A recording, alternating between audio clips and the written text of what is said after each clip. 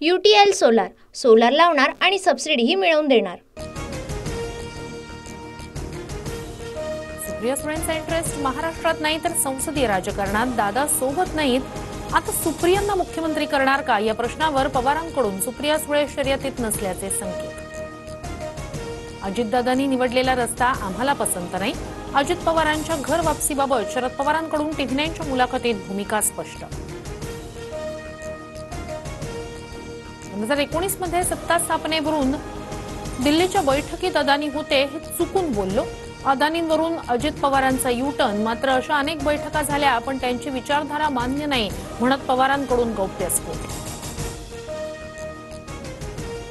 शरद पवार आणि देवेंद्र फडणवीस यांची भर पावसात सभा। पावसात बोललो की निकाल चांगला लागतो।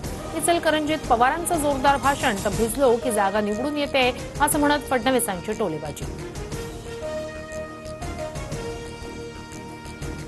शरद पवारांच्या पत्रावरूनच 2019 मध्ये राष्ट्रपती राजवट। फडणवीसांचा एका मुलाखतीत दावा, माझं स्थान फडणवीसांनी ओळखलं पाहिजे, शरद पवारांचा टोला। बटेंगे तो कटेंगेचा विरोध करणारे बहुतेक त्याचा अर्थ समजू शकले नाही। हिंदुत्वाला विरोध करणं म्हणजे धर्मनिरपेक्षता असंही काहींचं मत। अजितदादा पंकजा मुंडेंवरील प्रश्नावर फडणवीसांचं उत्तर,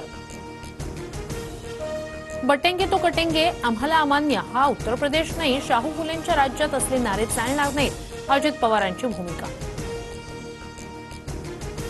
मी मुख्यमंत्री पदाच्या शर्यतीत नाही। मध्य प्रदेश आणि राजस्थान प्रमाणे मुख्यमंत्री पदासाठी नवीन चेहरे आणू शकतात। विनोद तावडेंनंतर फडणवीसांचाही पुनरुच्चार। एकनाथ शिंदेंचं काम आता झालं, 23 तारखेनंतर शिंदे मुख्यमंत्री राहणार नाहीत, संजय राऊतांचा दावा। नाशिकमध्ये भाजप आणि ठाकरे गटात राडा, मतदार स्लिप वाटण्यावरून वाद। अंबड पोलीस स्थानकाबाहेर कार्यकर्त्यांचा गोंधळ, पोलिसांकडून समजूत काढण्याचा प्रयत्न। नाशिकमधील घटनेचा निषेध, भाजपच्या कार्यकर्त्यावर प्राणघातक हल्ला झाला। पोलिसांनी चौकशी करून हत्येचा प्रयत्न केल्याचा गुन्हा दाखल करावा।